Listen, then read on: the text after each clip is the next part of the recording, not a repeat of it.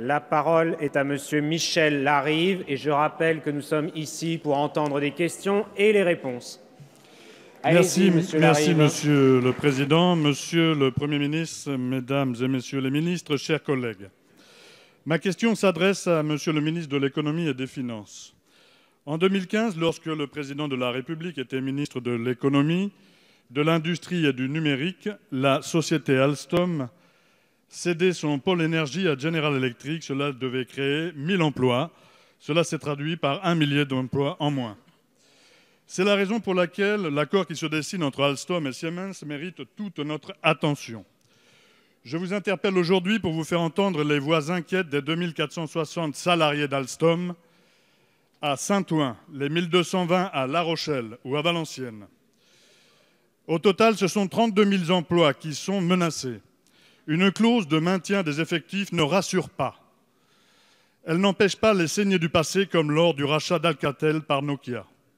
Aujourd'hui, c'est Alstom. Et demain, ce sera quoi? STX, la Naval? Vous connaissez la situation industrielle de Belfort. Le site d'Alstom agonisant est mis en demeure de suppression d'emplois. C'est une véritable entreprise de déménagement du territoire qui s'annonce. Après les éoliennes, ce sont les trains français qui vont être bradés. C'est une très mauvaise stratégie pour qui voudrait réussir sa politique de transition écologique. Un autre élément du dossier interroge fortement, c'est l'empressement à vouloir démanteler Alstom en 2 ans. Cet événement mériterait peut-être l'ouverture d'une nouvelle commission d'enquête.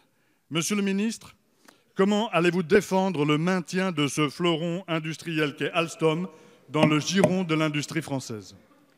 Merci, monsieur le député. La parole est à monsieur Benjamin Griveaux, secrétaire d'État auprès du ministre de l'Économie et des Finances. Merci, Monsieur le Président. Mesdames et Messieurs les députés, Monsieur le député Larrivé, je me réjouis que l'avenir de nos entreprises puisse... C'est Monsieur Larive qui a posé la question. Larive. Il est sur l'autre rive, Guillaume Larrivé. Je me réjouis, Monsieur le député, que vous intéressiez à l'avenir industriel d'un groupe important qui a façonné de nombreux territoires de notre pays, vous le rappelez.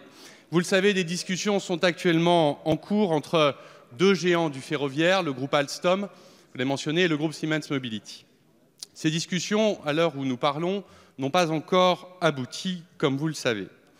Le marché de la construction et de la signalisation ferroviaire est en phase de consolidation avancée. Le groupe chinois C2RC est aujourd'hui plus gros qu'Alstom, que Siemens et que le Canadien Bombardier réunis. La prochaine étape de l'expansion de ce groupe chinois est vraisemblablement l'Europe continentale, où C2RC pourrait s'appuyer sur l'acquisition d'un constructeur européen. La discussion actuellement en cours entre les 2 groupes est évidemment suivie de très près par le gouvernement et par les services du ministère de l'Économie et des Finances.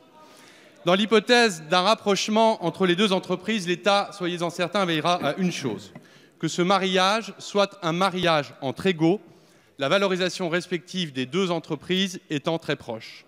L'état de discussion ne permet pas d'entrer dans le détail de l'accord envisagé, mais l'État s'est déjà assuré qu'un certain nombre de garanties, notamment en termes d'emploi et de gouvernance, seront inscrites dans les termes de l'accord.